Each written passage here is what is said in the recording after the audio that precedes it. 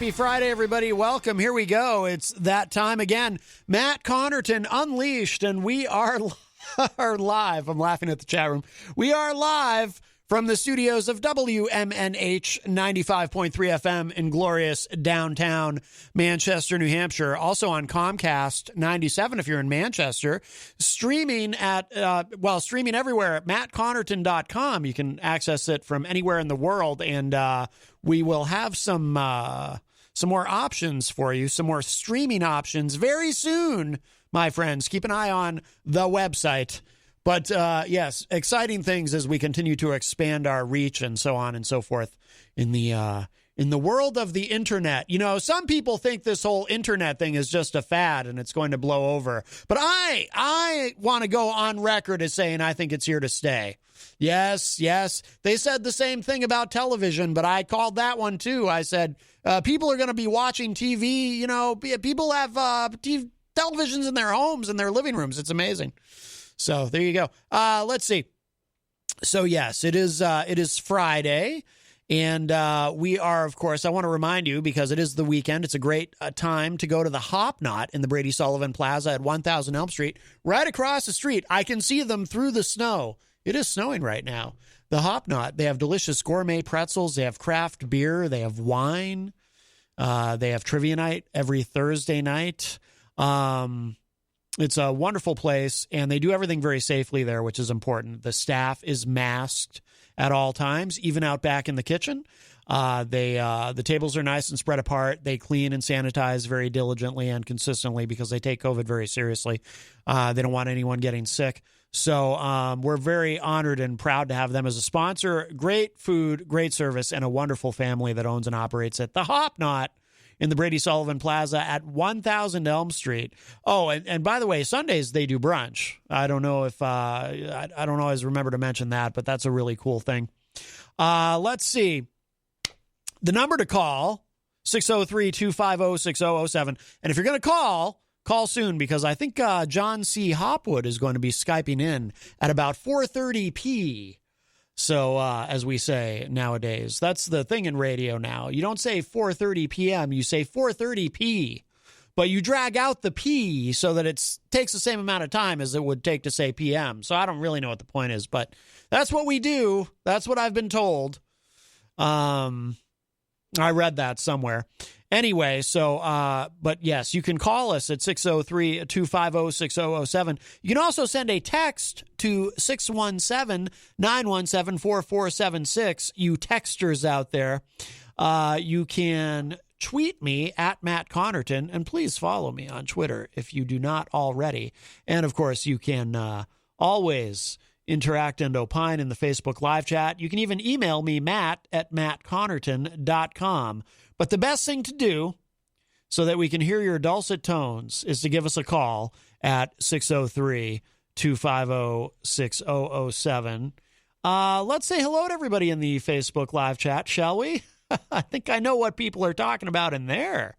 Something that carries over from the morning show. I didn't get to hear the morning show live today, but I was listening to the replay, and my goodness, there was all this speculation and stuff about myself and the living situation, and I think I think there was a little green-eyed monster on somebody's shoulder this morning. That's what I think. But we'll get to that. Let's see. Hello to Wayne Noel in the Facebook live chat. Wayne is a top fan joining us all the way from Michigan, representing the Midwest. Eric Gagnon, better known as Eazy-G, who is a top fan in the Facebook live chat, says, sorry, Matt, about Christian mess this AM. Oh, we'll come back to that.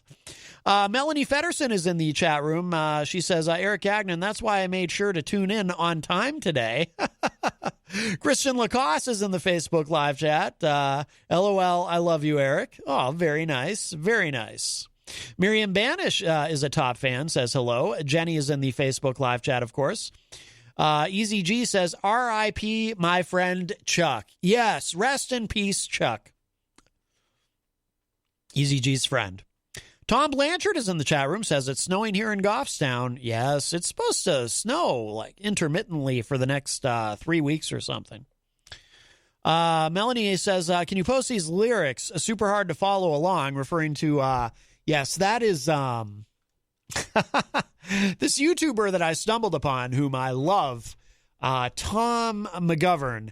And if you're looking for that on the YouTube, it's Jack and Diane, but most of the lyrics are sucking on a chili dog. By the way, Jack and Diane. So when I was a kid, this will show my age a little bit, but when I was a kid, I remember the first three, remember 45s? You youngins have no idea what I'm talking about, but those of you, some of you, if you're old enough to remember, 45 records, singles, but they were on vinyl. And I had three of them that I got all at once, my first three 45s.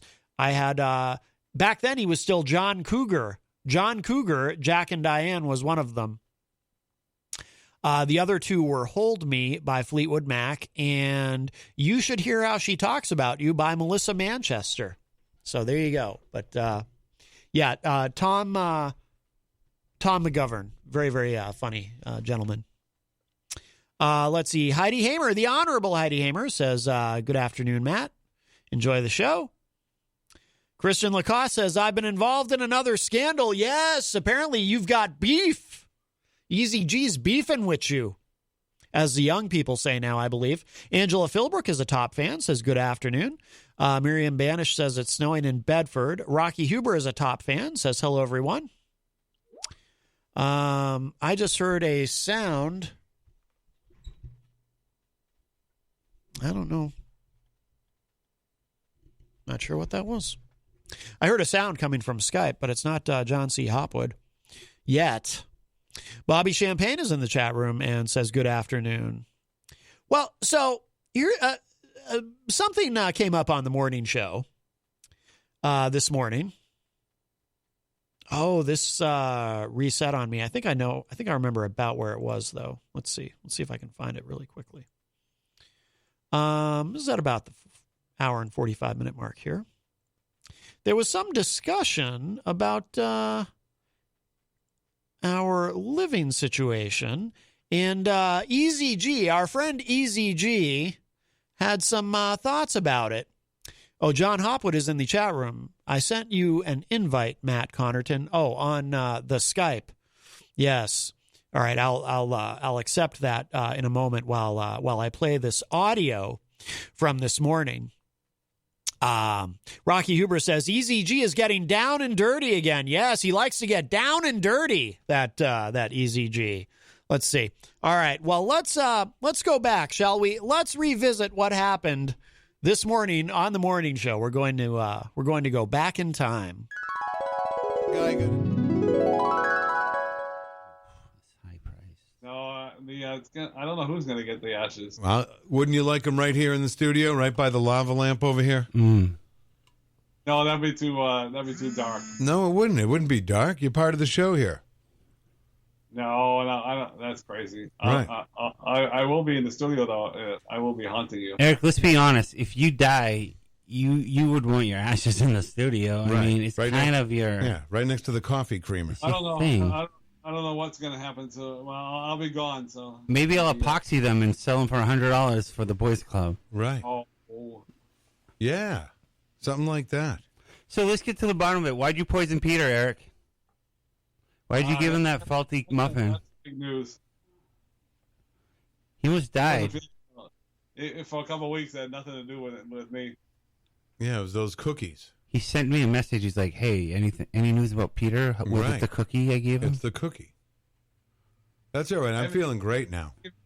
I may have gone back a little too early, although this is interesting. And Jenny, they love the cookies. Oh, that's great. Oh, here Right, we go. They said they loved the cookies? They're just being nice, Eric. They did not eat that cookie. They live in a bubble. There's no way he's eating that cookie. Right. Yeah, I'm still. Maybe you can help me, Peter White. I still have a mystery in my head that the other day Crystal Lacoss was on the show and they said he's living in an extra room. Do you really believe that, Peter? That's not none of my business. Wait, why? Because they said no to you? That's not your business either, Eric. That stuff that has nothing to do with it. That's their private lives. It really is. Well, hey, they advertise it on the radio, so it's not really private anymore. Well, I don't know. I didn't. I didn't. Advertising on the radio, really? They bought a spot. And why did you call Matt the other day and yell at him about the Facebook? Oh. What do you mean? Well, I don't know. You were like all upset because you couldn't hear the show. I never did that. Yeah, you were all bent out of shape. It wasn't me. It was. It was. Oh, see, you don't even remember. It must have been the restraining order, Eric. The other guy that you turn into. I'll bring that up with Matt today. I still kind of, I don't know. That's a weird story in my book. Yeah. What do you mean? So Wait. Ask him about Christian Lacoss. Good luck with that. What's Right. What's the weird story that he has a room for rent? What's weird about it? What's weird about it? It's a pandemic. I could be People need totally money. off base, but it doesn't make sense to me. So I'll bring it up with Matt. You, it sounds like you're a little jealous. No kidding. I'm not at all, but this is You want to live with Matt Oh, and now Jenny, he gets to come into the studio. right? You want to. You want to live with Matt and Jenny. I want to be in the bubble. Not really, to be honest with you. You do. Yeah, right. He doesn't. You want to love live that. with them. You love I that don't Hilton live you're in, right? Well, no. I don't know. Well, I hope you live a long time. I've had a couple of roommates, and I have an ex-wife now, so I do better by myself. Why don't you just get this marriage annulled so it never happened? Yeah, well, I don't need to do that because if I ever get married again, it won't be in a Catholic church, so I don't need an annulment. What are the chances of you getting married again, Eric? Oh my God. 1%. What is it? 100? 1%. 1%. 1%. That's I not think, bad. I think it's less than that. I would say a little less. What are you looking for in a woman, Ease? The conversation does return to Jenny and I and Christian in a moment, so that's why I'm going to let this keep going. Good. Oh, yeah. Eric come through with some good zingers here. I mean, Right, gotta give him nurse or a credit. purse. That's why he has a good following. Someone that could really take care of you and your giant head. See, that's just not necessary. What? You have a giant head. Oh. The odds of doing that again, Peter, are pretty much zero. You have a guy doesn't eat pork on Good Friday, so Right. No, he doesn't. Yeah. Today's not Good Friday, just a Friday. Yeah, I It's a know. great You got to Friday. eat fish Lent. today, man. It's definitely Lent. Yeah, I don't have any fish. Like I said, I don't follow those rules anymore. Those are just crazy rules. I don't know. You're going to find yourself in a very warm place soon, my friend. you'll never Extremely get warm. married. Back in the day, my mother told me there was no food before church, and that's why they went to 7 a.m. mass. Oh, and they You used weren't to go. allowed to eat before church. That's how crazy the rules were back then. Hey, a little crazy. Right. Did you go out for breakfast after church? No, this is way back in the day when my mother was small, back in the 50s. Oh, okay. Did your mom say not to break the futon and maybe you'd still be married if you didn't break the futon while roughhousing with your friend while watching wrestling? It was my friend Jim who broke it. We were watching Did you know that one, WrestleMania. Peter? I didn't know there was a broken futon involved in your divorce. Oh, yeah. His wife got really upset at him for wrestling with his friend and they broke the futon. During WrestleMania. No, it's probably Raw. Raw. How old were you? Were you a grown man wrestling? Oh, man. Oh, we were watching WrestleMania in Concord days, and my friend Jim jumped up and down and he broke it. How old were you? God, it was in my. Let's see, I must have been in my 40s. And you were wrestling? Not 12, Daryl. WrestleMania. Not 12. You were WrestleMania. You were wrestling during WrestleMania. Peter, it was WrestleMania. My friend Jim jumped up and down and broke the futon. He was a little overweight at the time. Well, did you tell him to stop jumping on the futon? Yeah, I know. It's my crazy friend Jim. I've known him forever. Right. Where's Jim now? I still he works at Hannaford. He's been there over 30 years. Oh, He lives in okay, good. Manchester. Still with Did us. he pay for the futon? No, my father fixed it. Okay, which Probably futon? in the dump. All right. So. Then why did your wife get so upset then? Well, she was a little upset with me because she always went to bed early and she told us to be quiet. But it's WrestleMania. She wasn't a big fan of wrestling. What a B word. Right. Did you? Right. She wasn't into that kind of wrestling, was she, Ease? I would have hit her too. The other kind. Right. No wonder you got the restraining order. Yeah, I would have snapped as well. Oh, well. Thanks for bringing it up, by the way. Yeah, I know. It's a tough, like I said, I hope it gets better for you, but I don't think it's gonna. Oh, nice. That's not very nice. I know. This is in memory of you. Oh, nice. In memory of Eric. May you have a great weekend. And to all a good night. You Right. are out of control today, Peter. Please be seated. No, we are going to, yeah. I'm going to get my hands on your control. I'm going to get my hands on your ashes. That's assault, brother. Right. That's too dark for me. It is. It's very dark. You know what? I dark wouldn't do day. that. Like when I go have my dad's ashes, there's a lot of bones in them that you don't really think about that being a part of the. It's a real thing. Oh yeah, it's not a powder. It's more of a crunch. It's disgusting. There's a lot of crunch in there. It's a lot of bones. I knew when your daughter used to be on the show. All right, we'll pause that for a moment. He does. It's there's more in between than I thought there was, but he does come back and to Jenny and I and Christian, and ends up. I think he challenges. I think there's a part where he actually challenges Christian to a fight. I believe he wants to get into the cage with him or something. But hi, welcome to Matt Connarton Unleashed. Who's this? Hi, I'm Ridley. Last I checked. Hey, what's up, Dave Ridley?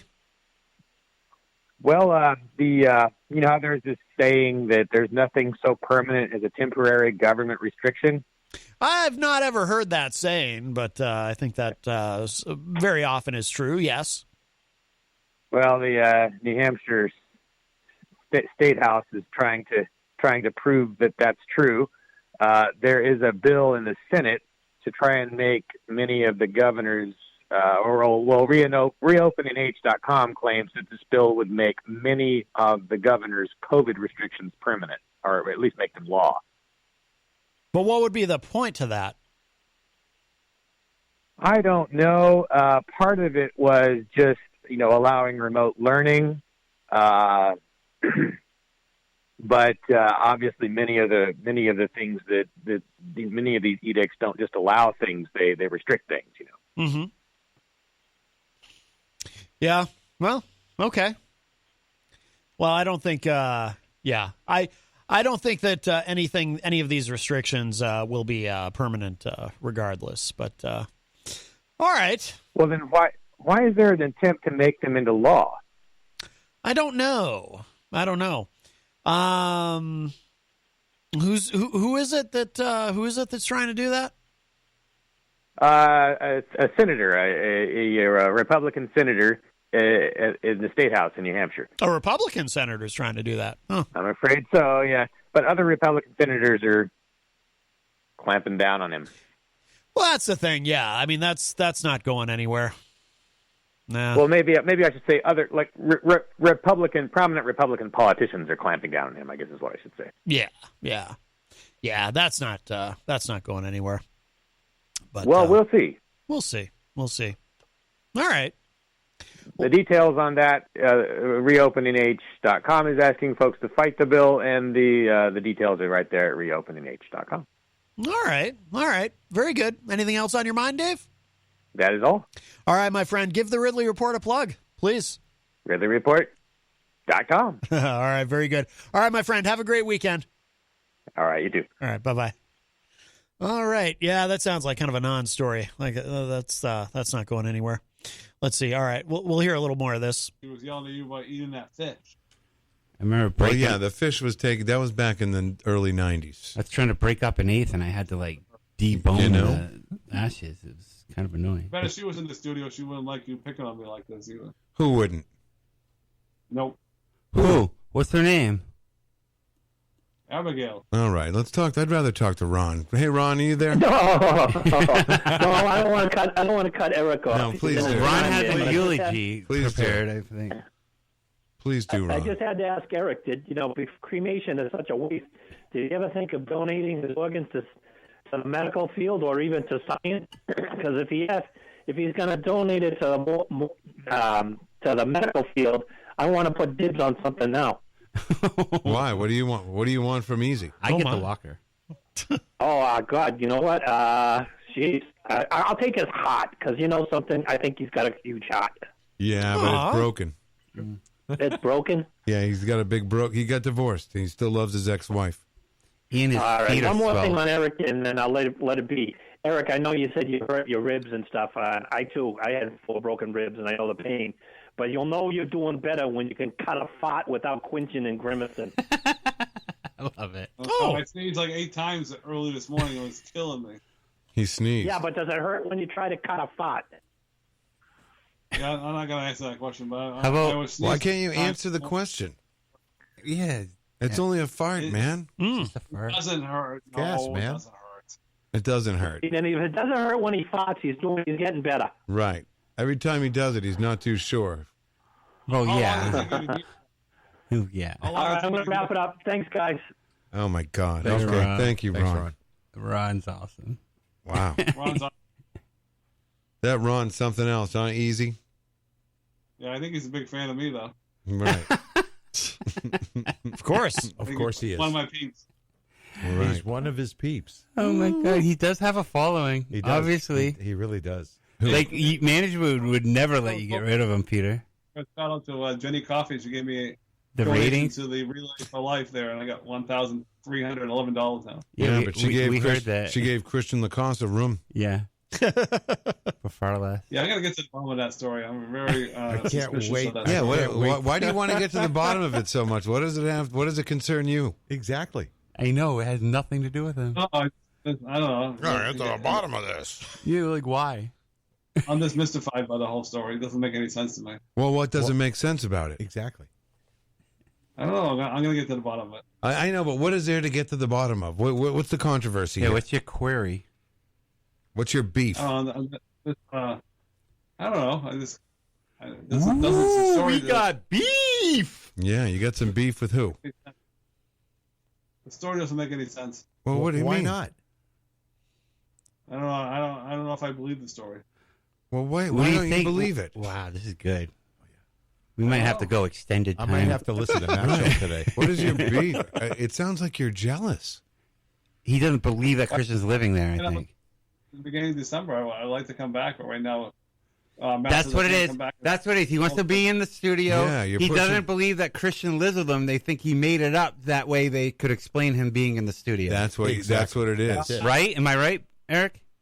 Yes. Thank a you. little bit jealous. Yes. So he lied. You are a little bit jealous. See, See? Matt lied You think Matt Connarton lied to you? to cover Christian's existence in The here. cover up for Christian. I don't know. Sorry, lied, but I think he might have. I don't know. You're, We gotta say- get to the bottom of it. you're saying he lied. Well, to be honest, Christian brought a lot more to the table than you've been doing lately. Like, he was actually pretty funny and good on the show. Yeah, Like, Christian All right. could be a major contributor, I think. that's right. He's yeah, Tony D loves him. right. Maybe Christian will get his own show someday. Probably. He's young, unlike Oh, Eric. Tony D for a while, but I guess that Tony D fired him. I guess. Really? Someone's got fired some him. hatred towards Wow, Christian. you really don't like this guy. Wow. No, he wanted to fight me earlier. And then about a year ago, he wanted to fight me. I said, Fight "Oh, you? I don't He know. wanted to I don't fight? want Really? I don't think Christian's a fighter. I think he's a nice guy. Yeah. Why do you want to fight Christian? I like Ross. I'm just joking around for the radio. I don't really need to get to the bottom. It's not my business. Well, you're on Channel 97 as well. It's too late now. Now you're on the It's radar. way too late. Yeah, dude. You're on the radar as We're going to overtime now. right. We get approval. Business. If it's listening right now. It's not my business. Okay, easy. I won't be bringing it up on the radio. You'll be bringing I'm it not up. going to call. No, you're gonna I'm bring. just going to listen. Mhm. Hey, can you do me one favor though?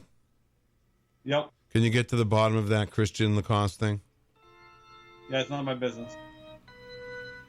All right, Eric. Well, listen. May you rest in peace, my friend.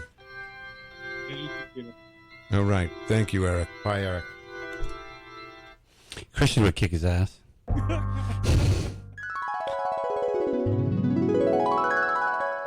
So there you go. That's what happened this morning on the morning show. Wow. Well.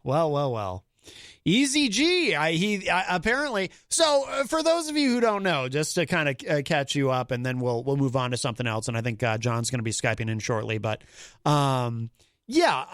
basically we've decided, and the shows have been, management has left it to the individual shows to kind of set their own standards on this, how they want to handle it. But we decided here on this program between the hours of 4 and 6 p.m. weekdays that we're going to keep a very tight bubble. So basically it's just keeping it to the household, which, was just Jenny and I.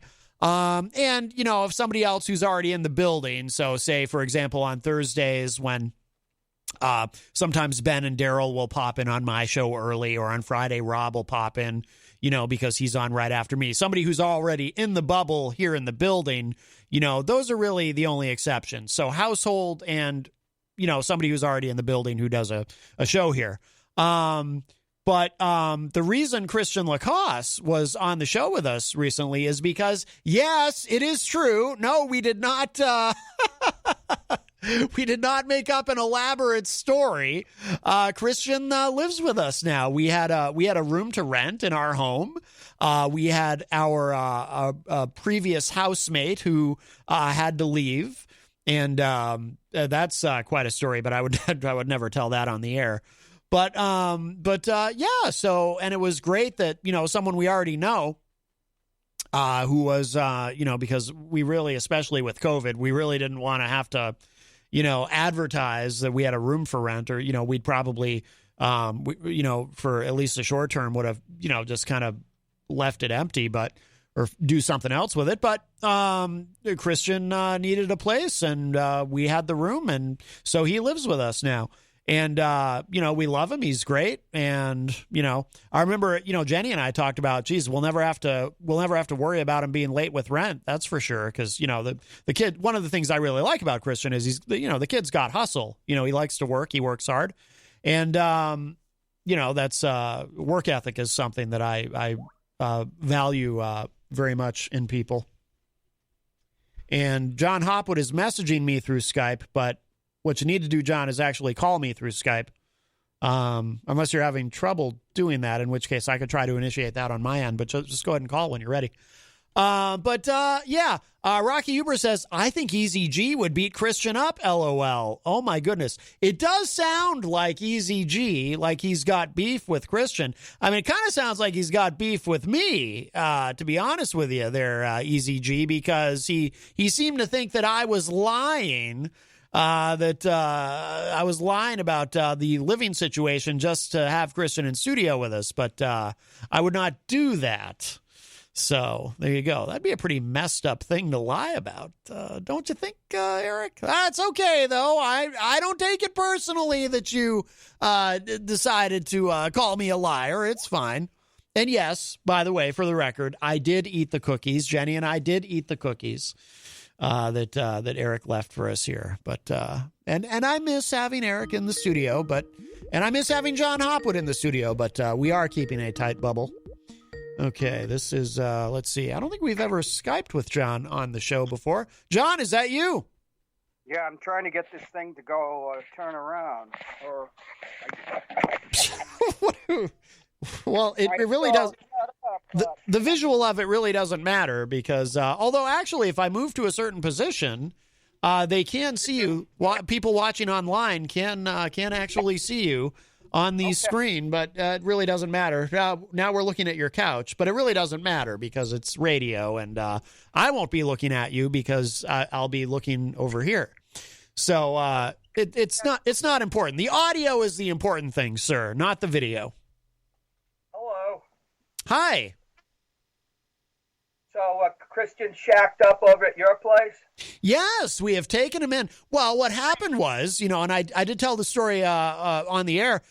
We visited, Jenny and I visited a home for wayward boys, and Christian looked familiar to us, and we said, we'll take that one. And I don't know what's happening, John, on your end. That sounds terrible, whatever's going on, but we do have a call, so we'll grab this. Hi, welcome to Matt Connarton Unleashed. Who's this? It's Christian. Christian Lacoss, how are you? I can't believe it, man. What's that? I thought I moved everything in. Yeah? I thought I moved in all my clothes and everything, but apparently I still don't live here. Apparently Eazy-G is skeptical. I don't know, man. I don't know what more proof that's needed that Jenny's in the other room. Mm-hmm. And, I'm standing out here in the kitchen. Yes. I don't know, man. I don't know. I don't get it. I don't know, but I think Eazy-G's got beef. I think he's jealous of you. Got beef. I think he wishes that he lived with us. Oh, boy. Yes. Wouldn't that be fun? Mm-hmm. Yeah. So, I don't know. But Oh. But yeah, I thought I lived with you. Yes, yes. Well, I do recall seeing you there. By the way, your grandfather figure is on with us via Skype. If you'd like to say hello.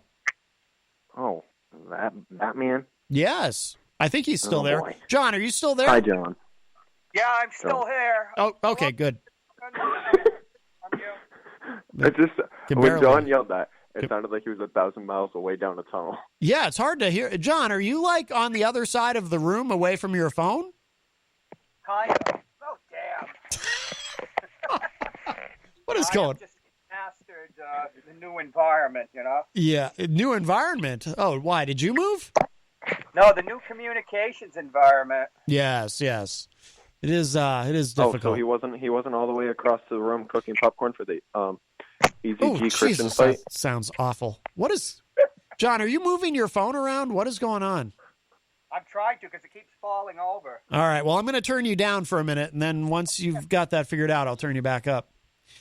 Okay. All right. Yikes. Oh, Yikes! yeah. I don't know, man. Well, I think that what I think should happen here, ideally, is once COVID is over, I think you and Eazy-G should have a celebrity boxing match and raise money for charity. I think so too. Yeah. I think so too. Yeah, I think that would be wonderful. And, but if he headbutts you, it's all over because he does have an enormous head. Oh boy. Yeah, well, that's the anabolic steroids. Listen, I don't want to mess with those muscles. Right. Well, who does? Oh, hold on. All right, now give me that phone. You sound terrible. I was pulling teeth to try to have a conversation with you, Christian. Hi, honey. How are you? Hi. Wow. What are you doing there in the same place? This is amazing. I know. Imagine we're in the same place. How did that happen? Wow. That's following incredible. me. Stop following me. That's bizarre. Wow. All right. I know. Yeah. I adopted another kid. Yeah. Well, hopefully Eazy-G is listening, and this will clarify things for him, I think. I hope it helps. I hope it helps. Yes. Yes, in fact, I have adopted yet another child, and Christian's now one of the hooligans. Yes. Yep. That's right. Yeah. We're going to give it a shot. We'll whip him into shape. If it doesn't work, we'll just bun him out. There you go. That's right. Put him out with the trash. No, Eric cannot move in next. Christian, you cannot have any more play toys. I've said this. Oh, my goodness. You're already getting on my left nerve. I suppose I should let you have your wonderful TGIF Friday show, but I thought I would just, for the purposes of removing all doubt, yes, Christian, in fact, now lives here. And with that, I shall let him have his phone back. All right. All right, yo, Matt, what are we having for dinner tonight since I live with you? I have no idea because I will be here for Retro Spectrum Radio with Paulie C tonight live from 8 to 10 p.m. here from WMNH 95.3. Oh, awesome. Yes. All right, well, I'll clear up the line so someone else can call. All right, Christian. Thank you for the call. Take care. All right, bye. All right, bye-bye. All right, Christian Lacoss leaves us. And John Hopwood, do you have things settled there? Yes, I think so. Oh, good. You sound much better. All right. No more moving the phone around. That's good. So how are you? Well, Matt, my back went out today, and I thought I was going to. It was getting towards 8, and I thought there's no way I'm going to go to a urgent care because if I went there, they wouldn't give me anything to help me anyways, would they? Probably not. Plus, you kind of want to avoid, I guess, right? You want to avoid places like that anyway if you can in the COVID era. But so how are you feeling now? Are you still in pain? Oh, a little, not like I was earlier. Okay. But, this climate, I'm an old man now. Just think, Christian was a couple generations removed from me. Mm-hmm. And, there's even a generation after him. But I was sworn not to tell Christian about it. Yes, that's probably wise. As you can see from my most recent photo on the back of my new book, I am officially now old fart status. You have a new book? Yes, it replaces the old book. Oh, very nice. What's the new book called? John C. Hopwood, the book of John C. Hopwood. Wow. That's wonderful. What's in it? Oh, all sorts of amusing things, Matt. You know? Wow. I didn't call in to turn this into there used to be a PBS show called Sunrise Semester where they'd have some local, college professor talking about, George Eliot's, what did George Eliot write? I can't even remember. Thank God. Perhaps he wrote the book of George Eliot. George Eliot was a woman, Matt. Really? Yes. Interesting. Yes, not transgendered either. She was quite a lusty lass. Uh-huh. She's the famous Polish composer Chopin. So her name it wasn't Georgia or Georgette, it was George? No, her name was actually, I think it was Fanny Besterchester. And with a name like that, you're just not going to get published like in the 1860s. That's a fun name to say, though. Fanny Besterchester? Boy, I'll tell you. I would buy that book. I think that she actually is related to the famous Fester Besterchester of Mad Magazine fame. Wow. Yeah. Well, we're all related if you go back far enough. Now, you're telling me there is not a book of Matt Connarton? There is not. I should write one. I should compose my memoirs. Write one? You don't write them, Matt. You're gifted them. Oh, I like that even better. Oh, like the Mormons. Yeah, I think people are going to start thinking that old Hop had squirreled away some medication. It's probably taken it, but that's not true. I wish it were. Well, careful. Eazy-G might spread rumors about you. What's he been spreading rumors about besides the threesome at your place? Well, easy now. Maybe we should change the subject there. Oh, boy. Now, what did you had something specific you wanted to discuss today. I'd rather discuss how the Veterans Administration doesn't give out any pain meds, but I don't think I'm able to really talk about that without having to take some antipsychotic meds. Yeah. Well, that's too bad. Well, the other day, I think it was on a Wednesday, Hump Day, you were, attacking the concept of some dame, and I use the word dame in all, non-sexist usage. I was born on the west side of Manchester. My name's John Claude. I'm part French-Canadian. French was probably, it was the other language here. Mm-hmm. Some places it was the premier language. And dame means woman. Mm-hmm. Mm-hmm. Okay. Yes. So, since there's so much controversy with J.K. Rowling and all this, or Rowling, whatever the hell her name is. The Harry Potter author, yes. Or what? About women and girls, I prefer to be non-controversial and use the term dame. Uh-huh. But it would be controversial in itself. Oh, yes. Some people will think that that's sexist.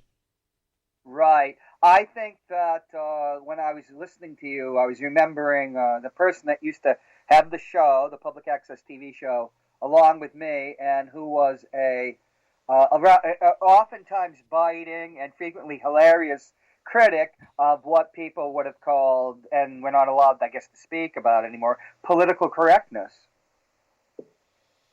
Yes.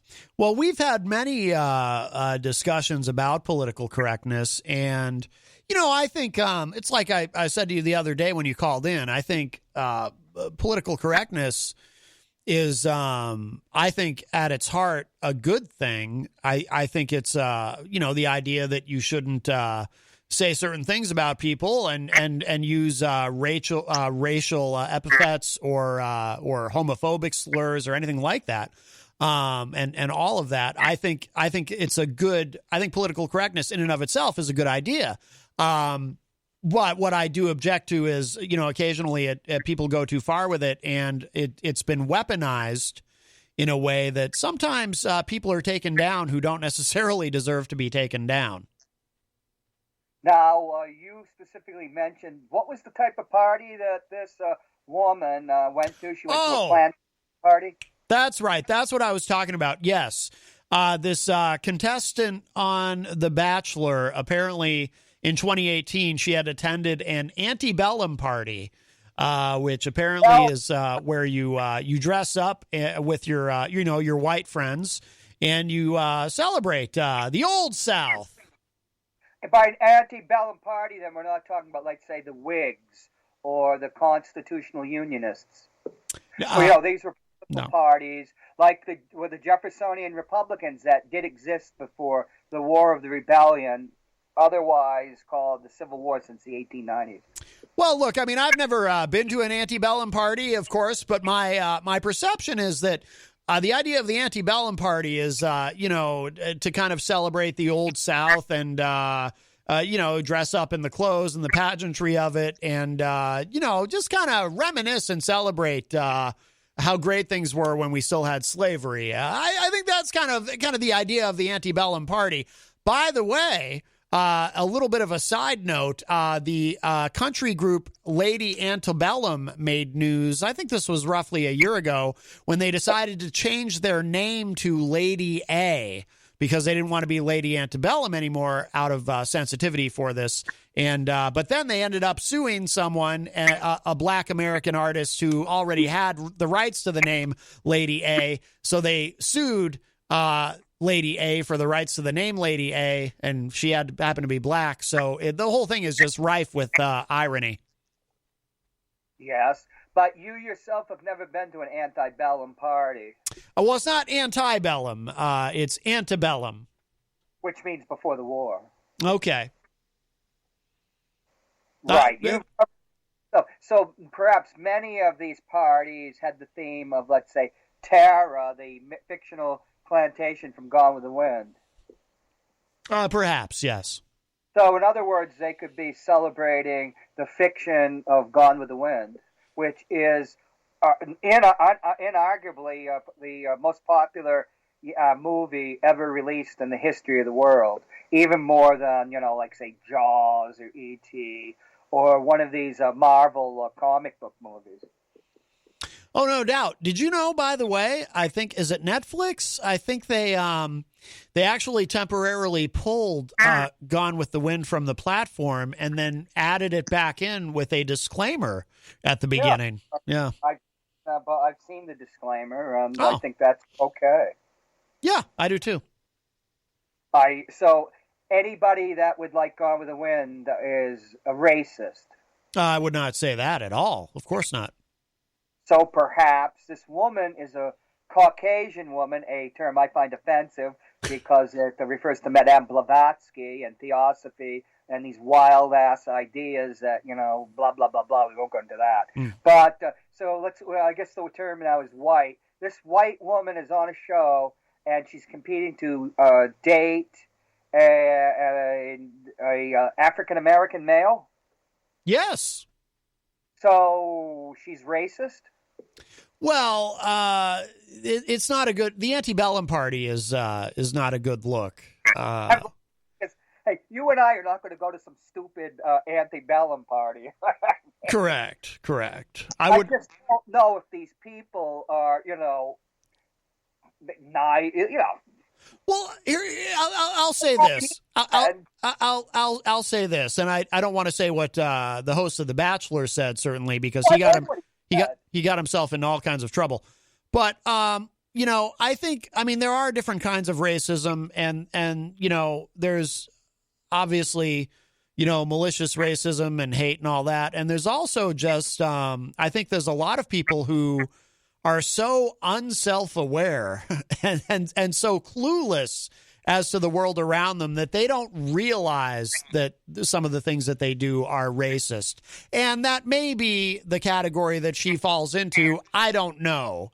But, I'm sure there are good-hearted people who just are not self-aware enough or not cognizant enough and sensitive enough about these issues that they just they'll go to something like that and it doesn't even enter their brains that what they're doing is offensive, which is in no way intended as an excuse or a rationalization. It doesn't make it any less offensive. I will give someone, though, at least a tiny bit of benefit of the doubt. I don't know. Like me personally, the first time I ever heard of this concept of an antebellum party, I was like, wow, that sounds really racist to me. But I don't like the Confederate flag. You know, I'm pretty liberal on all that stuff, and I always have been. Well, I see the rebel flag. It used to be all over the Army and barracks. As many Southerners are in the military, whatever the condition that brought them in there in the 80s and 70s. And I actually have my great-great-great-grandfather fought in the Civil War. Yeah. And I was shocked when I was never shocked to see a rebel, a Southerner, have the flag. It didn't even particularly irritate me because I noticed that many Southerners got along much better with black people, even those that professed use the N-word or professed racism, than many white middle-class people like myself who just had no background dealing with African Americans. No, that's interesting. The ironies of that.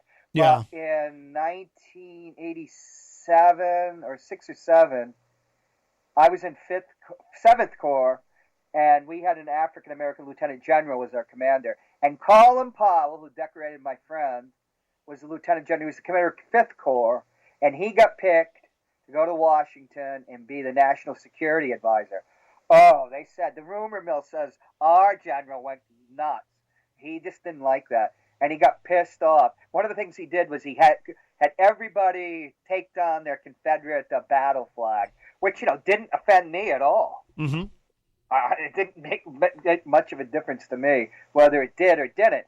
But when I saw these right-wingers up here, when I got back up here in 2010, and there'd be all these, like, gun rallies and stuff. Like when the Bloomberg bus was going around, you'd have all these people flocking, with loaded assault rifles to the things. They'd have hey, I'd been around guns most of my life. I was actually asked by the anti-gun people not to come to the things because I would mock the other side, and the kids and everybody were terrified of them.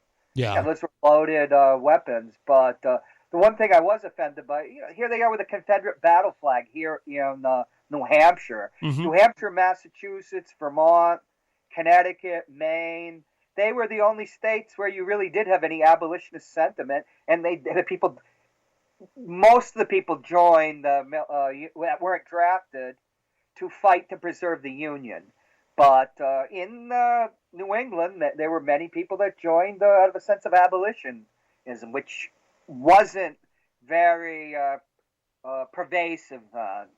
They often say that one of the reasons Lincoln won in 1864 was they allowed soldiers in the field to vote, and many of them experienced firsthand the horrors of slavery and abolitionist sentiment, and they would write letters home.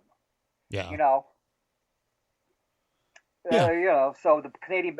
I'll ask you a question. When I used to go on your show, I used to talk. We talked about Archie Bunker, and I would bring up about Ronald Reagan.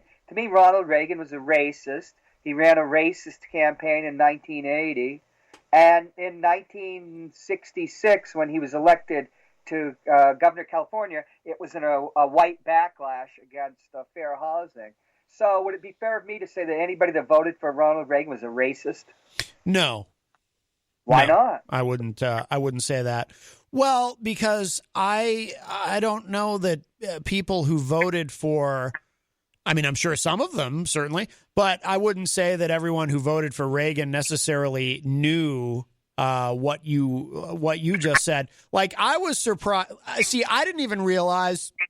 I learned from you. Some of this I learned from you about Philadelphia, Mississippi, where Reagan where Reagan announced his candidacy and the significance of that. I had no idea about that until you explained it to me on one of the shows. Well, let's be and I just wrote an article about Daddy King, Martin Luther King Sr. Jimmy Carter, at the beginning of 1976, went to the Ebenezer Baptist Church, and with Martin Luther King Sr. and Coretta Scott King, the widow of Martin Luther King Jr., he launched his campaign. And you can read contemporary accounts from like Newsweek and Time that they're astounded that a Southern governor was winning black votes in Northern primaries. Mm-hmm. They just couldn't understand it. Kind of like they couldn't understand many generations later why Joe Biden, who had been anti-busing, according to many accounts, got such a solid support from the African American community. Now, see, it was symbolic that the first person, Jimmy Carter, who was a born-again Christian, a Southern Baptist, as was Martin Luther King Sr., they shared a common religion, and they were both religious, and they're both anti-racist, of course. Mm-hmm. But so that's symbolic. And it probably had an effect helping Jimmy Carter with the black vote and win both the nomination and the presidency. Indeed, in 1960, when Martin Luther King Sr., who was very influential in the community, Atlanta, he had endorsed Richard Nixon for president. Then his son, MLK Jr., got arrested. I was going to say the local crackers, but let's put the local law enforcement people kept moving Martin Luther King Jr. from jail to jail in front of a writ of habeas corpus. We all have a right to habeas corpus. It's one of the most fundamental rights. Surrender the body. You have to produce somebody out of jail, Mm-hmm. and they have to be charged. It's just the basis foundation of what was once called Anglo-American justice. Yeah. So Eisenhower, who was very committed to African-American civil rights, urged Richard Nixon to contact Daddy King and Coretta Scott King and find out where Martin Luther King Jr. was Mm-hmm. in order to make sure that he wasn't assassinated. Mm-hmm. Lynched would be the proper word at that time. Right. To do it. He had gone to Atlanta earlier, and there was a large group of white people that came out and cheered him. And he thought he could win Georgia. Georgia had been won in 52 and 56 by Eisenhower. Mm-hmm. Eisenhower was the first Republican candidate that ever won votes in the South, mainly because he was a World War II hero, a five-star general. Yeah. Calculated that if he shut his mouth, he could win Georgia. Well, guess what? John F. Kennedy called Coretta Scott King instead. Mm-hmm. Daddy King changed his endorsement. Mm-hmm. And when it came down to November, the election day, the only state that voted more for JFK had a higher percentage. I think 63% of Georgians voted for John F. Kennedy. Because remember, at the time, there was only one party down there, the Democratic Party. Yeah. Because of all solid South were these racist Democrats. Yeah, the Dixiecrats. Yep. Yeah. Well, Democrats was a separate party, but you could call them Dixiecrats. That's fine. Yeah. And Rhode Island, which is the most heavily Roman Catholic, and JFK being only the first Roman Catholic president. We've only had two. We've only had one Roman Catholic vice president. It came in higher. So, these things matter. So, after he won the 1980 Republican nomination, Mm-hmm. Ronald Reagan started his campaign at, I think it's the Sunflower County. It was the county fair, famous county fair. I believe it was Sunflower County, Mississippi. I actually had two roommates, college and Defense Language Institute, that came from there. Poorest county in America. And it's almost 50% black. He went to the fair there, which is a big thing. Like, it used to be in New Hampshire, we'd have those fairs in September. Yeah. He goes there in Philadelphia, Mississippi, and gives a speech about states' rights. Philadelphia, Mississippi, if people don't know about it, look up online Mississippi Burning. There was a movie made about it in 1988. Yeah. Mississippi Burning was the code name given up by the FBI to find 3 civil rights workers two who were white and Jewish, and one who was African American, who disappeared. Turned out that they had been lynched and murdered, and their bodies had been hidden in an earthen dam in Philadelphia, Mississippi. Mm-hmm. To give a speech about states' rights was coded language for, I'll use what George Wallace was famous for saying, segregation now, segregation forever. Yep. You know, everybody knew what it meant. Right. Yeah, it's funny too, because because sometimes we talk about it kind of has a dual meaning. Sometimes we talk about states' rights as in the 10th Amendment and legalization of cannabis and whatnot. And whenever I use that phrase, I always go out of my way to clarify for everyone listening that, by the way, when I say states' rights, I'm using it in this context. I'm not talking about segregation. I'm very cognizant of that whenever I use that phrase, because I don't want anyone to misunderstand what I mean. But yes, obviously Reagan in that context was using it as coded, barely coded, because you're right, everyone knew what he meant. And everybody knew what he meant. Yeah. Everybody in the South knew what he meant. Yeah. Because I had a roommate who was at Boston University, who was from the South. He told me what it meant. Mm-hmm. Years later, about 5 years later, when I was at the French Language Institute, my roommate again was from Suffolk County, and we would watch baseball, and he told me the coded language that the white color announcers, color being, anecdotes, that's like the secondary announcer. Yeah, color commentator. And highly paid announcers would use about African American players. The ones I remember is troubled.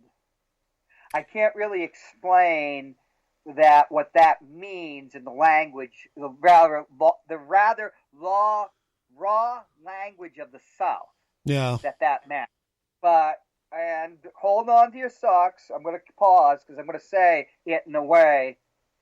It said that when you said somebody's troubled, you're saying that means he's an N-word.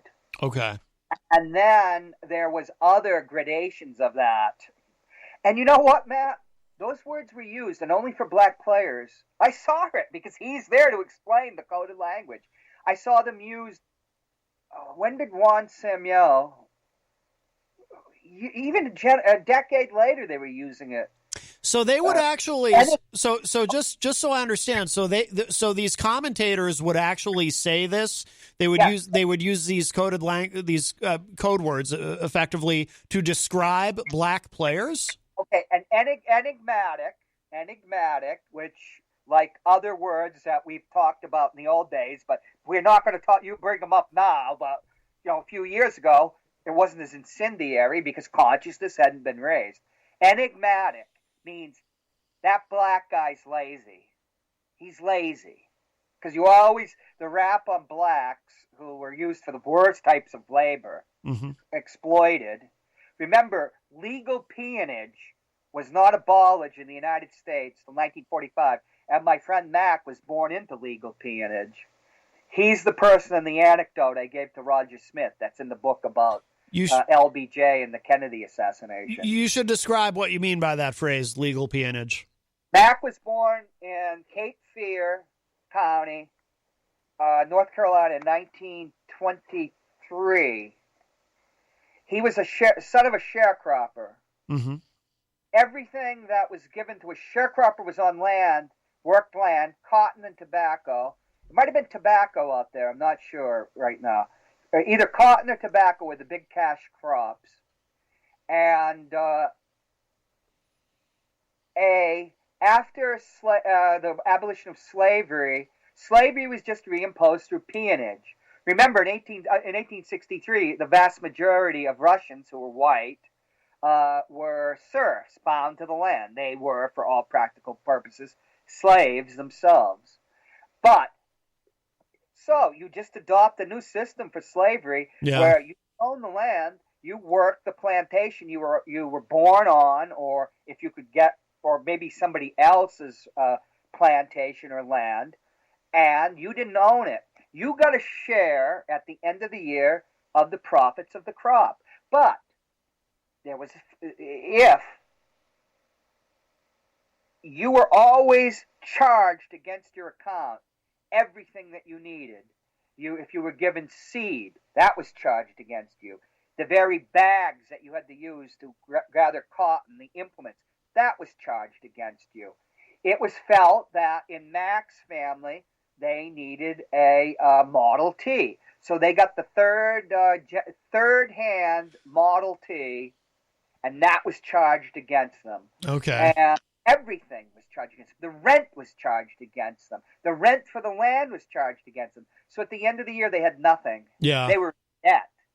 That's peonage. Okay. And it wasn't abolished until the Supreme Court until 1945. If it was ever abolished at all, some might argue. But yes, right. Legally peonage was abolished. So Mac was born into legal peonage, and he was a very, very bright individual. And his family wanted to send him to college to become a teacher. Now, in North Carolina, would be 1941, around the beginning, around World War II. And he did go to college, but you have to remember, it was a colored college. That's the term used. Right. The colored college, and he would come back and teach in a colored school because of segregation. And they had, it was like that. They had colored lawyers, colored doctors, segregation. There were either, in some places, colored hospitals. Mm-hmm. That was Jim Crow. Well, what happens during World War II? He's off learning to be a teacher. And R.J. Reynolds, who owns his family, including him, body and soul, under legal peonage. Perhaps not soul. That would be going too far. Right. But, they owned them. And the agent demanded that Mac be brought back and work the field because there was a great demand for cigarettes from the federal government to send to the GIs. So here's a conundrum. Yeah. You've got this very, very bright guy who's meant to be something better than a field hand. And if you read history of the South, what was the famous revolt? Nat Turner. The Nat Turner revolt. Nat Turner was probably mixed race. Nobody knows. But he's a very bright guy, and at the time, you don't take somebody who's really intelligent, a slave, who's got all these talents, and make them a field hand. You do different things with them. You can set them up as a carpenter or, this or that. But to just put them in as a field hand, you're going to have trouble because that person is too smart and is going to start talking to the other people, and you're going to have a revolt. Yeah. The whites down south always were afraid of these slave rebellions. Always. Because there weren't as many whites as compared to blacks, Yeah. In Mississippi, 50% of the population's black because blacks are labor in an agrarian economy that is feudal. They were feudal. They didn't get capitalism till the 20th century. So Mac has a problem. They want him back on at the sharecropper at the farm. So Mac's father took him to the colored lawyer. And you know what the colored lawyer told Mac? What? He said, if I had a choice of fighting R.J. Reynolds or Adolf Hitler, I'd fight Adolf Hitler. So he joined the army. And that's how he escaped. Yeah. And Mac's life was, I would like to use the F word, but because that would be the only word. It was just racism, hurt him in a ways that it was incredible. He was at the White House, he worked at the White House, but right. He went through World War II with Patton's army, so I'm sure that didn't help back much either. Right. Even my father talk on the phone about their war experiences. I'd say, Mac, why do you guys always talk about the war? He says, because we were kids and nothing has ever been like that in our lives. Nothing was ever that real in our lives. And they'd merrily be talking away, the white guy and the black guy, who, it was a segregated military then. But, so when you start talking about, like I brought up Ronald Reagan, outside the South. I only knew it because I had Southern friends. My stepmother was from North Carolina also. She told me many things. Yeah. I would see her driver's license. It would have race on it.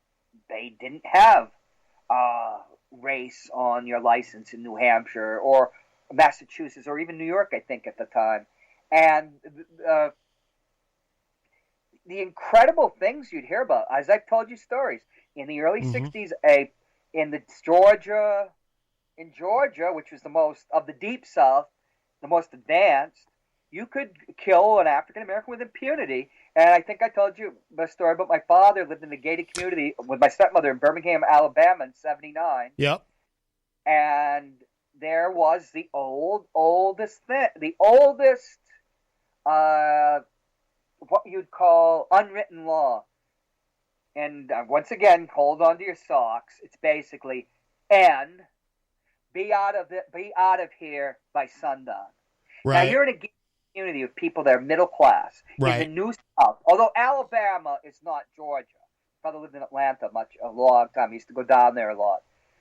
Alabama is not Georgia. It was one of the worst states, along with Mississippi and South Carolina. But worse than South Carolina, because South Carolina was relatively wealthy. A African-American high school student who was on the football team came to visit his mother, who was a maid. He didn't get out in time, and he was shot dead. My father told me the story. He moved out of Alabama and never talked about it again. Yeah, no, I don't blame him. And the thing is, now that you've seen stuff like the killings of people, that because they're wearing a hoodie and somebody follows them with a gun. Trayvon Martin. Yeah.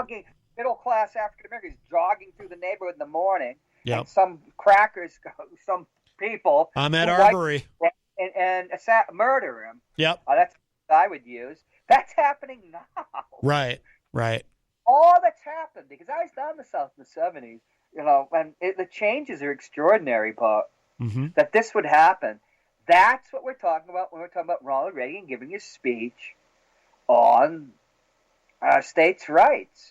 And here's a guy that appointed an African-American to his cabinet, didn't even know who he was. But that could be because I do believe he had his Alzheimer's. He might have had a pre-Alzheimer's condition that was exacerbated by the brain damage he suffered when he was shot. Right. He bled 9 pints of blood. They put cold blood in him.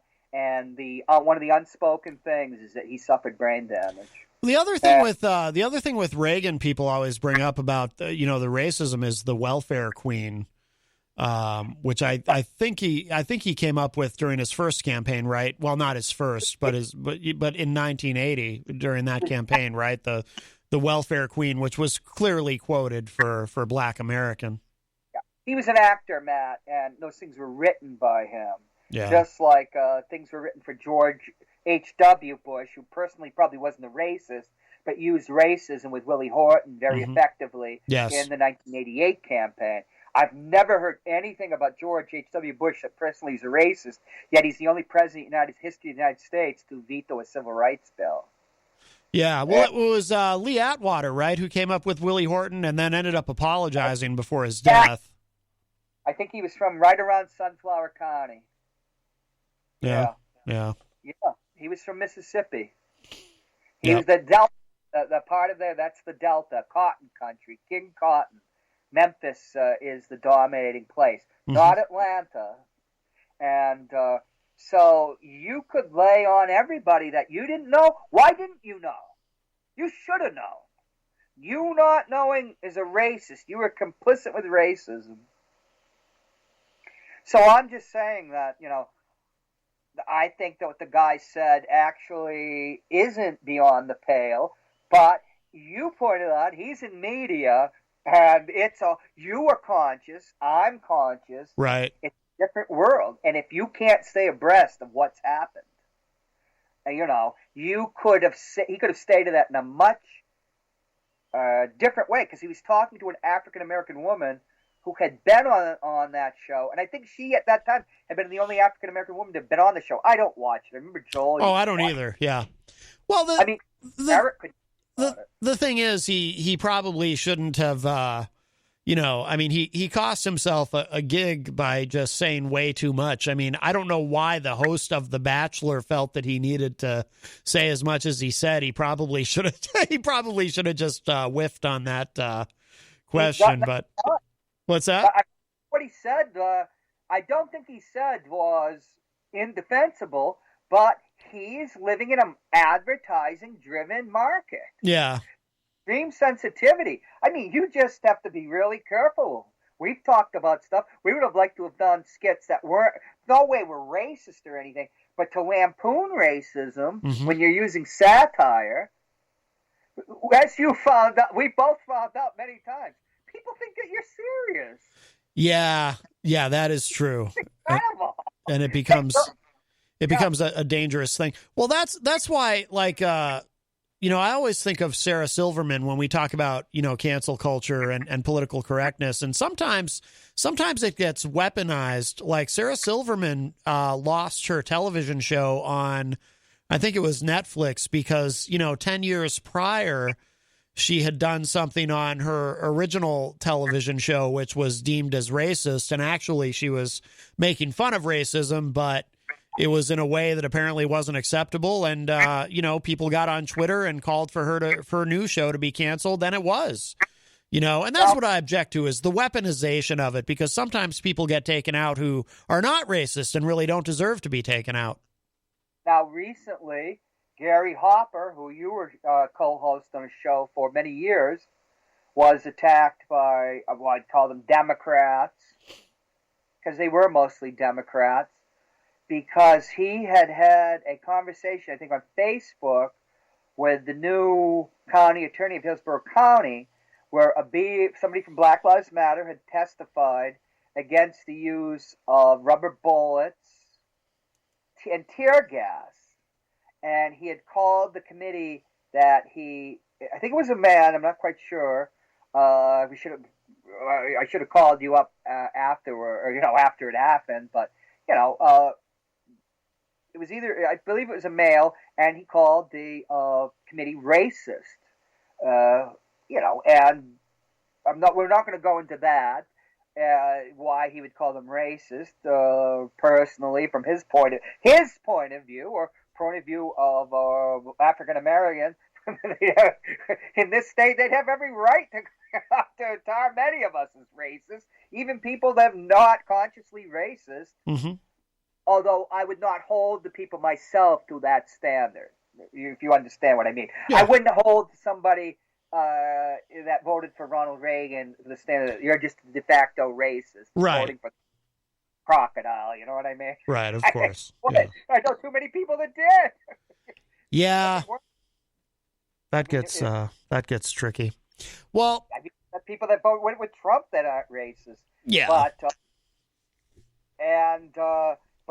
when we get back to Gary Hopper, he had a conversation that said, don't they understand that if you don't use these non-lethal weapons of force, you have to use bullets? Well, there was a firestorm from, we can call them the woke crowd, but that would be, even saying that thing, like the woke crowd or something, a shorthand to try to say who it is, that carries so much weight, you know what I mean? Mm-hmm. What can you say that's neutral? Because we're trying to get the stuff out quickly in a colorful way that entertains an audience and informs them at the same time. Yeah. Well, people reacted very much against it. Said Gary Hopper and the new district attorney, county attorney for Hillsborough County were racist, and they were advocating, I don't know if they use the word murder, but the use of violence. Yeah. Against, and I know Gary a bit.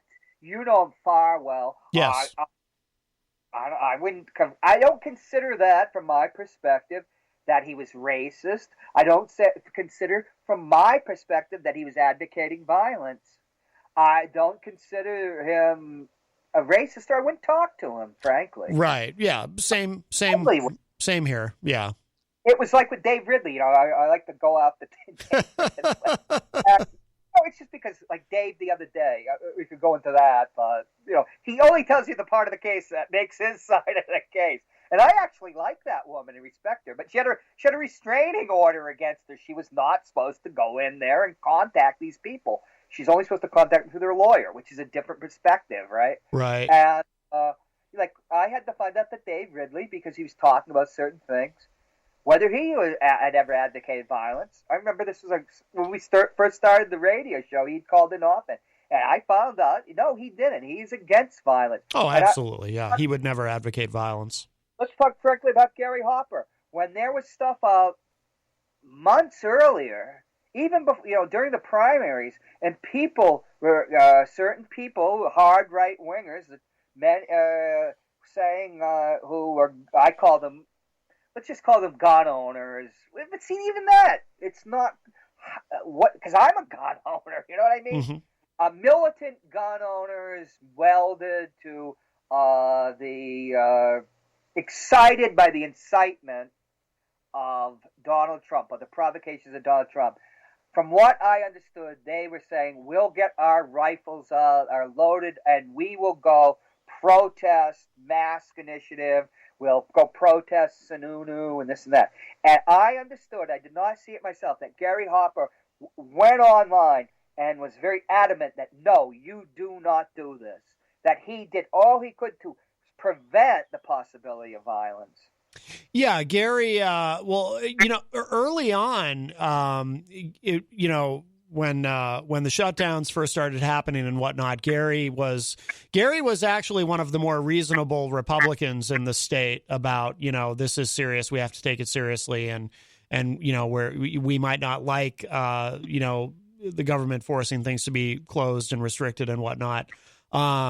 Unfortunately, where Gary kind of lost me is this was way back. I guess it would have been over the summer. As soon as the death rate started to dip, as soon as the mortality rate started to come down, even just the tiniest little bit with COVID, all these conservatives on social media, including Gary, started pushing this narrative that, oh, look, the mortality rates actually come down a tiny little bit. Well, that's it then. Everything can just open up now and everything can go back to normal. COVID's over. Trump defeated COVID. And the absurdity of it just made me nuts. And Gary was one of the people pushing that narrative. Oh, COVID's over. Look, the death rate came down like 1/100%. We're all good now. Open everything up. And it was like... Gary was responding as was people like Rich Girard, who I think that Rich Girard started. Well, we don't talk about him, remember? A certain person that he was anti-Trump, but then he became a Trumper. They started pushing it, but in response to Trump himself demanding that they push it. Mm-hmm. But they have agency, they have free will. You know what I mean? Mm-hmm. Yeah. Yep. Absolutely. So you make them accountable, even if it is this horse's hump telling them to do it. Yeah. Well, John, listen, we are way past the 5 o'clock hour. I need to take a break and play the commercials and whatnot. So why don't you and I wrap up for now? But sure. But we'll do this more often now that we know that you can Skype in. Yeah, and I'm going to go buy one of those stands, or I refuse to buy a camera for the reason I can't find the camera I want because they're all sold out. Oh. And I don't. The way it is now, you can see. I should be wearing a mask. I like wearing a mask. It covers my triple chin. Well, plus it keeps your face warm.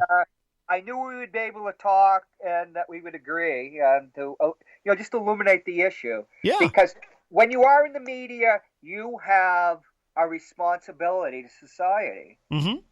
You just can't. And you've always been serious about that. Now, and I'm proud about you and Jenny, you two tackling racism here in the city. Oh, thank you. I'll talk to you and say hello to the. Well, I already said hello to the kid and Jenny. Take care. All right, John. Thanks. Bye-bye. All right, John C. Hopwood leaves us, and we are going to take a quick break, and then we will be back.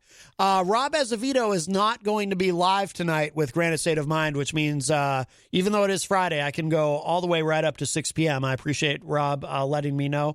But we'll take a quick break. We'll show some love to our sponsors, and then we'll come back, and we'll have a little bit more show.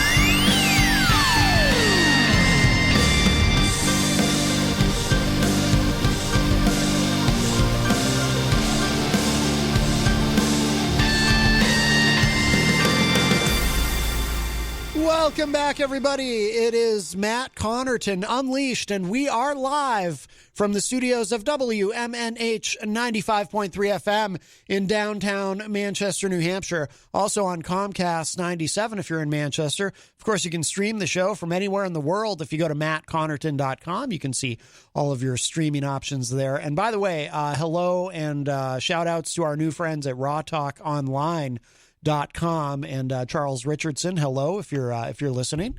Very excited about that association. But of course, you can call us at 603-250-6007. Do so soon. We only have a little bit of show left, about 25 minutes or so. Fridays, we usually have to wrap up a little bit early to give us time to clean up before Rob Azevedo comes in to do Granite State of Mind at 6 p.m. However, Rob will not be in live tonight, so we are able to go all the way to 6 p.m. But don't forget, tonight from 8 to 10 p.m., Retro Spectrum Radio with Paulie C. And I will be back for that because I have the honor and privilege of being Paul's co-host on that show. And I believe this week we will be rejoined by our friend Dan Randlett on the couch. So it'll be the three of us for Retro Spectrum Radio tonight from 8 to 10 p.m. Really looking forward to that. And it'll be great to see Dan. Last week, Dan wasn't able to be here. So instead we had DJ Steve Light, who was the old DJ from Happy Wheels that Paul and Peter White, of course, know so well. Steve has been on the morning show with Peter White a number of times over the years. So it was great to finally meet Steve.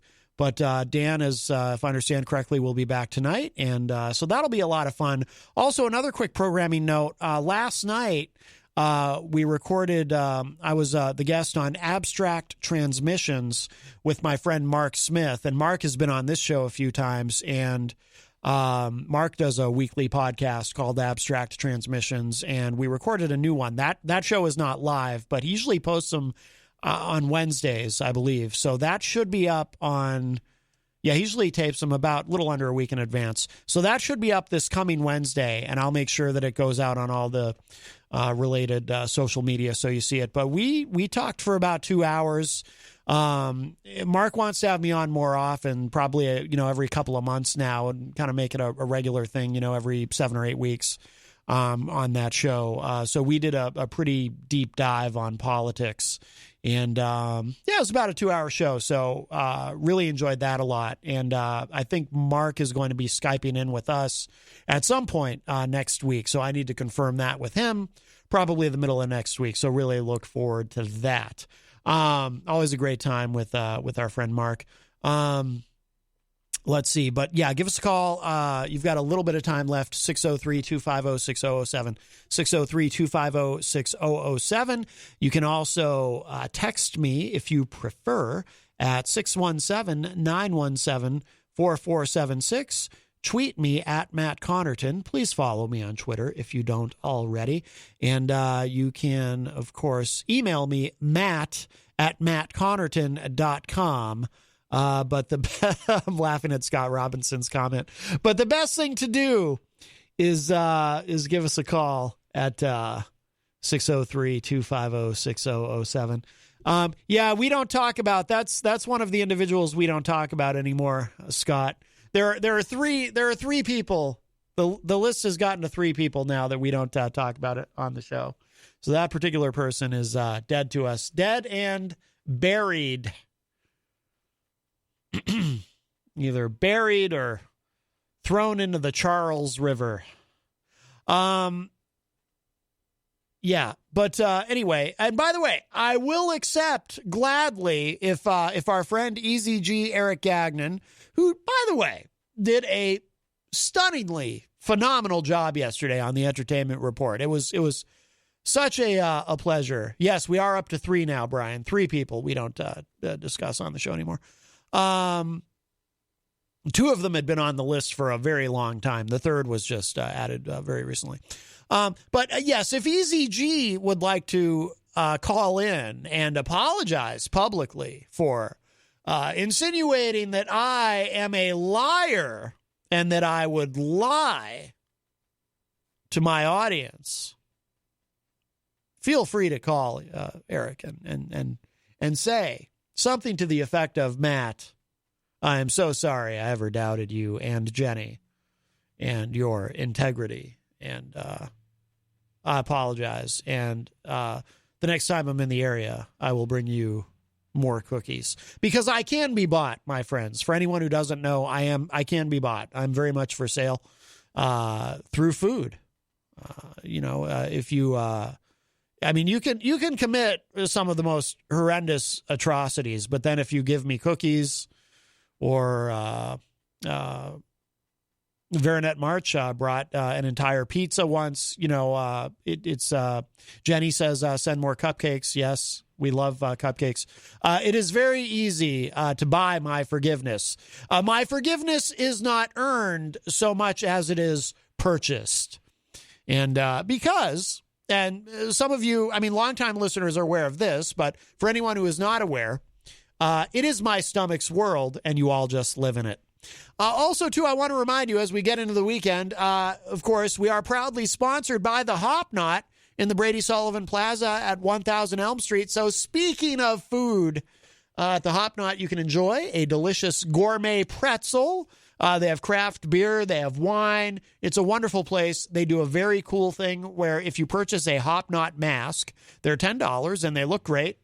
If you, let's say you're doing a takeout order, you wear your mask to pick up your food, your Hop Knot mask specifically gets you 10% off your order. So it's very cool. So the Hop Knot in the Brady Sullivan Plaza at 1000 Elm Street. And we're very honored and privileged to have that association with them. By the way, I saw Mike Pelopita in the Facebook live chat. Mike, of course, from another one of our wonderful sponsors here at WMNH, Queen City Cabinetry. So hello to Mike. And, of course, we're also, the station is sponsored by the Regency Collection and the OG of WMNH sponsors, CGI Business Solutions. So there you go. Oh, Brian Mackey, by the way, that reminds me. Yes, he sent chocolate recently for Valentine's Day, and I ended up eating quite a bit of it. A lot of that ended up in my tummy, and it was wonderful and delicious. Let's see. So, what can we get into that's quick? We only have a little bit of time left. There was something on rawstory.com though. This is just, should we do this? We'll do something a little bit silly. Oh, Tom Blanchard says, appreciate everything you do, Matt and Jenny. Thank you, Tom. Thank you. I wish I thought that Eazy-G felt the same, but, apparently he thinks that Jenny and I lack integrity in some way, which is very disappointing.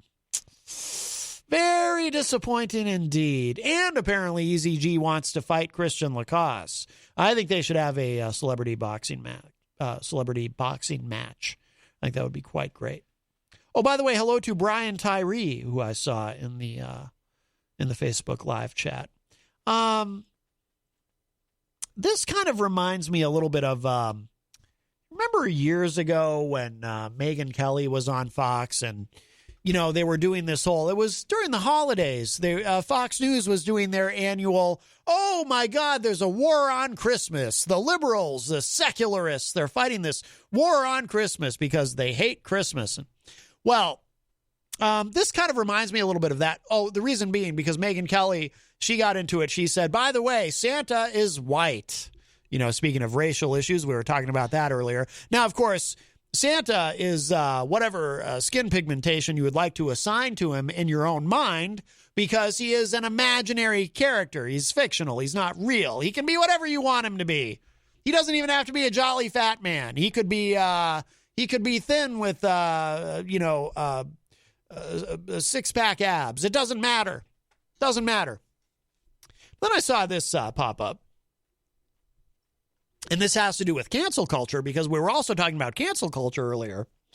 Bill Hemmer of Fox News has been ridiculed for his fear that Bible characters will be canceled soon. Yes, this is real. Fox News personality Bill Hemmer was ridiculed online after warning that Bible characters will be canceled.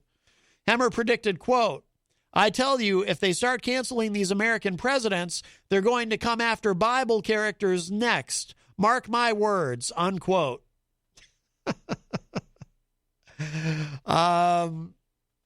People did mark his words. Here's some of what people were saying. Well, actually, here, before we get to the tweets, let's I do have the sound here of him actually saying this. Let's see if I can play it. I'm going to try to play it because I want to try to gauge, was he trying to be funny? I suspect he was not, that he was not saying this with any sort of irony. All right. Well, okay, here we go. I found it. I tell you, if they start canceling these American presidents, they're going to come after Bible characters next. Yeah, you could. Mark my words. Yep, wow. Yep. Right? And really, I tell you, if they start. Yeah, no, he was not being ironic or funny. He was serious. By the way, now, if I can we'll get to some of the reactions on Twitter that Bill Hemmer got to this comment, but can I just say, if we are going to cancel Bible characters, I would like to nominate Moses for cancellation. The story of the burning bush always has bothered me because I suspect that Moses was an arsonist and that he's the one who actually started that fire. Mark Jacob tweeted, is Bill Hemmer worried that Satan might get canceled? Oh, see, now that's where things get complicated because maybe we should cancel Satan. David Atkins tweeted, the use of the word character is telling here. Believers don't call Bible figures characters. It's all a game for these clowns. That's true. I have to say, now I was raised Catholic. I was raised in a Catholic home. I went to Catholic school, St. John's Regional in Concord from grade 2 to grade 8. I don't remember ever hearing the people in the Bible referred to as characters. And that is interesting. Sarah Longwell tweeted, it seems implausible that we once lived in a world where Bill Hemmer and Soledad O'Brien co-hosted the morning news program on CNN. That does seem improbable. I don't even remember that. Tom Blanchard says, Santa is clean-shaven and looks like your father. Ah! Yeah, the only problem with that, Tom, is my father has a beard. So my father's not clean-shaven, but Santa can be. Anything you want, Tom. Anything you want. Gonzo is in the Facebook live chat. Gonzo says, jealousy is an awful trait, Eric. Yes, and by the way, as long as we're on the subject, I believe jealousy is one of the 7 deadly sins. Think about that, Eazy-G. Eazy-G goes to that Universalist church, though. So, Scott Robinson says, I heard that Eazy is going to be doing full-body cavity searches to get to the bottom of the roommate situation. He did say he was going to get to the bottom of things, yes. Aaron Rupar tweeted regarding Bill Hemmer. Oh, never mind. That person just tweeted out the video. Soledad O'Brien, Bill Hemmer's former co-host on CNN, tweeted, been interesting to watch this transition. So I think she is mystified that she used to co-host a show with with Bill Hemmer. Somebody with a very long name. Oh, Joy Reid. Just she has a very long Twitter handle now, but it's Joy Reid from MSNBC.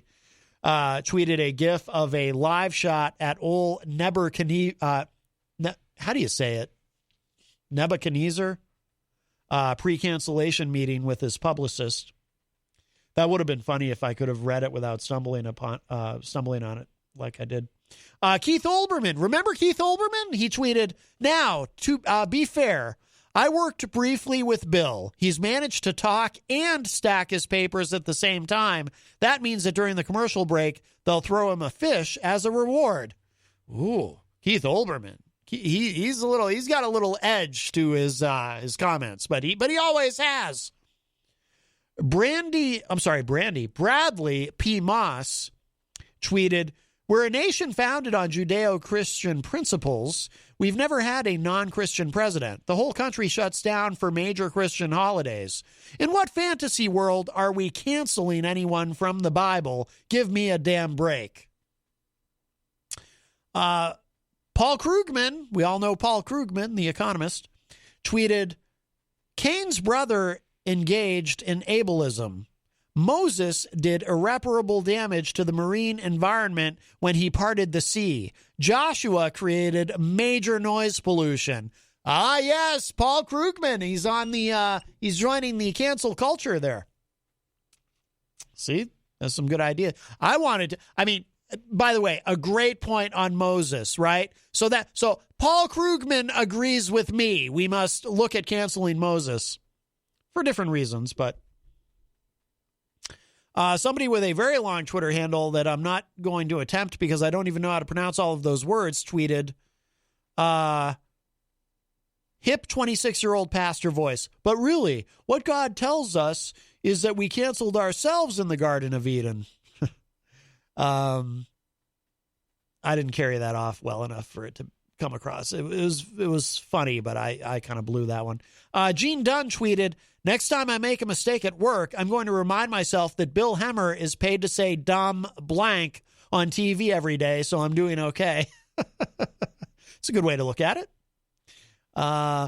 Michael Cayley tweeted, that feeling when you have definitely read the Bible, which you know is full of only stories of moral exemplars. This goes on for a while. There's so many of these. Anyway, I'm not going to read all of them. Yeah, there you go. Bill Hemmer with a unique take on cancel culture. John Hopwood in the Facebook live chat says, I'd rather discuss Jane Fonda. She is biblical in scope. Tom Blanchard says, it's fun to joke around, but let's not forget about who died for us. Okay. Well, no one's saying cancel Jesus. Let's see. By the way, I'm looking for just quick things because we're almost out of time, but I've noticed I was wrong when I said, apparently, well, we'll see. We'll have a clearer picture of whether or not I was wrong or correct on Monday, and I have no problem acknowledging when I was wrong. But the Cancun thing with Ted Cruz, that's already gone on longer than I expected. I thought that would blow over in a day or two, but it's not blowing away. And I think part of the problem is he can't keep his story straight. But TheHill.com is reporting that Cancun fallout threatens to deal lasting damage to Cruz. We're not going to get into all of that now, but also, by the way, I see that the U.S. has officially rejoined the Paris Climate Agreement, which I think is a good thing. Governor Ron DeSantis in Florida is lowering flags in honor of Rush Limbaugh. Make of that what you will. And by the way, what's going on in New York with Governor Andrew Cuomo is pretty wild. He was, it's funny, he was considered early on a hero in terms of how he was conducting himself and his policy on COVID-19. But boy, that's all changed now. Not just Republicans, but Democrats in New York are now trying to take him down or at least reduce his power. Very interesting story. We don't have time to get into all of it, but let's grab this call before we have to wrap up. Hi, welcome to Matt Connarton Unleashed. Who's this? Hey, it's Eazy-G. I'm sorry for what happened earlier. I blame Peter White. He riled me up. I don't know. That's a very interesting apology, Eazy-G. So you're saying you're sorry, but then you're blaming somebody else. It's almost like you're He got me all fired up today talking about me resting in peace. Yes, he was talking. I noticed that our friend Peter White. He was being really dark. But anyways, it's not really Peter White's fault. I apologize. I was I went a little too crazy on the show. So you went crazy I like hope you a accept fox. my apology, and we'll move on. I do accept your apology, Eazy-G. Good. I just hope that I get some more cookies soon. I don't want to fight Chris on Lacoss. He kicked my ass. So. Wow, you think so? What if you headbutted him with your big head? No, I'm not a fighter. I've always been a lousy fighter. I think I told you. I'm Anyways, a lover, you're going to not wrap a up your fighter. show, so once again, I'm sorry. All right. Bye-bye. I accept your apology, Eazy-G. Bye-bye. Well, I'll tell you what, that apology was a little shaky there in the beginning. You know, it was like one of those non-apology apologies like a politician does when they, when they're like, well, I'm sorry, but here's why it's not really my fault. But then he did change course. And Peter White, yeah, I mean, it was a little dark on the morning show. There was a lot of, a lot of talk about Eazy-G's death and, whether he'll be cremated. But then Eazy-G, he was threatening to haunt Peter White after he's gone. I mean, my goodness. I mean, he was threatening Peter White, threatening to haunt him. Can you imagine? Can you imagine being haunted by Eazy-G? What would it be like to be haunted by him? Like, you're lying in bed. I just imagine like Peter White, like he's, and Peter goes to bed early because he's got to be up so early to do the morning show. You just imagine poor Peter. He's lying there in bed trying to get to sleep, because he's got to be up at like 5 a.m. or whatever ungodly hour he has to get up in the morning to be here to do his show. And as he's drifting off to sleep, all of a sudden he hears in a somewhat ghostly voice, hello, Peter. It's Eazy-G from the great beyond. And then, Peter just like sits up, bolt upright in his bed like, oh my God, Eazy-G's haunting me. I mean, can you imagine what that would be like? So, but we want Eazy-G, hopefully he's around for a long time yet. I realize he's in his mid-70s now, but I'm sure he still has a few good years left. So thank you for the apology, Eazy-G. I accept your apology, and that's that. And if you don't know what we're talking about, you'll have to go back and listen to earlier in the show or listen to the morning show. There was a lot of, we have another call. All right, we're going to grab this. This will definitely be the last call of today because we are running up against the clock here. But hi, welcome to Matt Connarton Unleashed. Very quickly, who's this? Hey, it's a wrestling promoter, and I want to get Christian and Eazy-G in the ring with kitty litter because we hear Eazy-G's incontinent. Oh. Okay, I'll contact you sometime next week about it. All right. Sounds great. All right. So we have an offer. Well, hopefully there's a bunch of zeros in that contract for Eazy-G to wrestle Christian Lacoss. I think that would be great. Brian Mackey says, well, Eazy-G can haunt from his new tablet. Now no need to be there in person. That's right. Yes, the wonderful tablet that he received from Brian McKay.